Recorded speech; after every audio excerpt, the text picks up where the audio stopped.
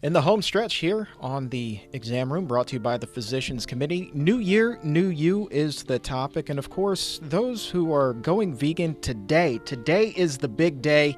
There still may be some questions lingering in their brain. They know some questions, maybe some myths, maybe some untruths. Maybe their friends have said something. Maybe their family has said something. Maybe they're just curious about it. But Dr. Barnard, we need to debunk some of these myths here. You bet. One of the big ones I think that non-vegans have is that you just can't get enough protein in your diet without meat. True or false? You know, it's a funny thing.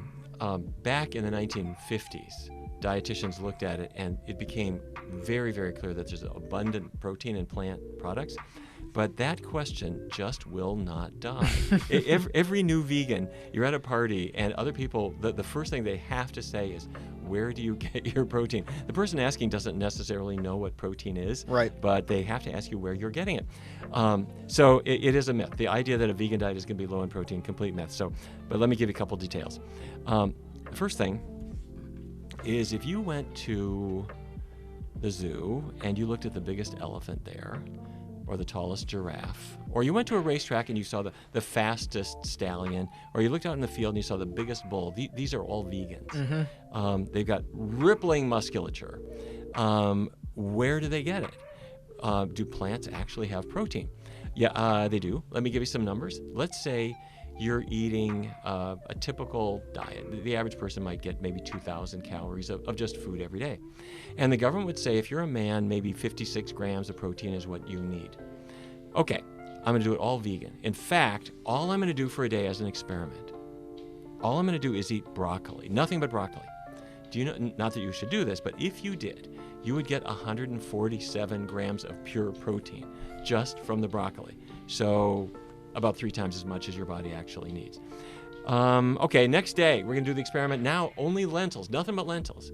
For a day, I'm going to get 2,000 calories worth of just lentils. Is there any protein in that? 157 grams of pure protein. So hopefully you're not doing just broccoli or just lentils. You're doing a mixture of these things. If you ate nothing but corn, you would get protein as well. And if you mix them together, then you get all the different what are called essential amino acids. Those are the building blocks of protein. And most plant foods have all of them, but in different combinations.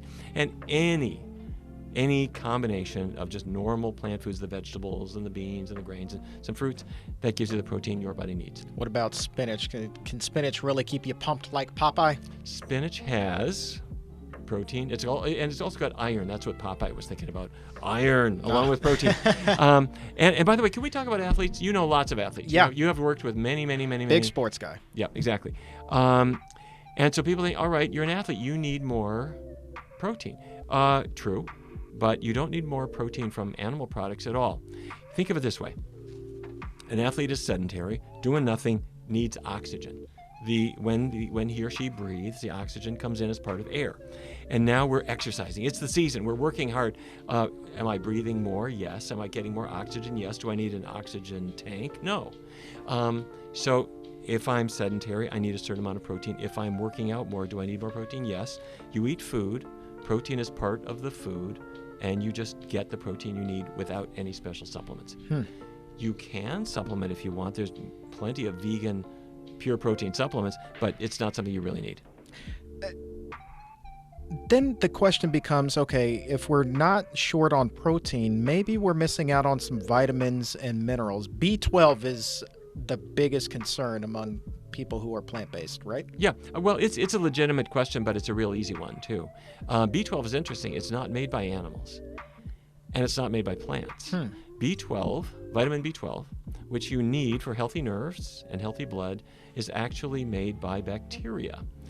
And who knew? That's right. And the reason it's associated with animal products is that in the digestive tract of a cow, there are bacteria, and they make B12, and it gets into the meat, and you eat the meat, you get the B12. You happen to have those same bacteria in your gut, and they make B12 too, but whether you absorb it is really not clear. Most people would say, no, it's made by bacteria that are too far along in your digestive tract, and you can't absorb it. So many people speculate that before the advent of modern hygiene, the bacteria in the soil, on our fingers, in our mouths, would create this tiny bit of B12 that we need. The human requirement is 2.4 micrograms. It's very, very little. And the idea was before modern hygiene, we would get that just from daily life. Whether that's true or not, I don't know. So I encourage people to not play around with it and to take a B12 supplement. How much? A small one. When you go to the store, they all have more than 2.4 micrograms, and some of them have 10,000 micrograms. Right. Just take kind of the smallest one you can find. If you take a multiple vitamin, it's got B12 in it too, but you don't want to miss it. So what other vitamins then should we be looking at as far as supplementation? Really just one, I think, and that's vitamin D. Now, vitamin D, its natural source is sunlight. Sun on your skin, everybody knows, creates vitamin D. And when human beings were living in Africa, in equatorial Africa, there's plenty of sun. You don't need a vitamin D supplement. But we had the bad judgment to move to North Dakota. Or at least my forebears did. Right. Or maybe New Jersey or Finland or you name it. And there's not a lot of sun there necessarily. And it's kind of cold sometimes times a year. And frankly, you can be in Florida. And if you're using sunscreen, you're not getting the vitamin D either. Interesting. Yep. So what do? You take a vitamin D supplement in that case. If you're getting regular sunlight, about 20 minutes a day on your face and arms, fine. But if you're not, take a vitamin D supplement. About 2,000 international units a day is what most doctors would say. Calcium tied very closely to that vitamin D. Oh, I'm glad you mentioned that, Chuck. Because what do you need vitamin D for? You need it to absorb calcium. That's right. It's also a cancer preventer to a degree. But you do need calcium. And so what's the question? All right, would I get calcium from dairy? I'm not eating dairy. Where can I get the calcium? The answer is that cows don't make calcium. Cows do not make calcium, period. Oh, that's a myth debunker. The calcium is in the earth. It's in the ground. It's in the soil. And grass grows out of the soil, and it carries the calcium up into the grass. The cow eats the grass, and the calcium just ends up in the milk. Now, you can eat green vegetables too, hopefully not grass. But if you're eating kale, collard, broccoli, Brussels sprouts, green vegetables, they take the calcium from the earth, and it's actually more absorbable in the green vegetable than it is as milk. And I'll give you a couple numbers. Milk, about 30%, 32% of the calcium is absorbed. The rest just flushes through you. For green vegetables, closer to 50%, maybe higher. Wow. And broccoli, if I'm not mistaken, that is a calcium powerhouse, isn't it? Yeah, it sure is. All the cruciferous vegetables named for their cross-shaped flowers have calcium. So that's broccoli, Brussels sprouts, kale, cauliflower, calcium-rich. And if you're not eating those foods, you're missing a whole lot more than calcium. So bring those in. You can have broccoli for breakfast if you want.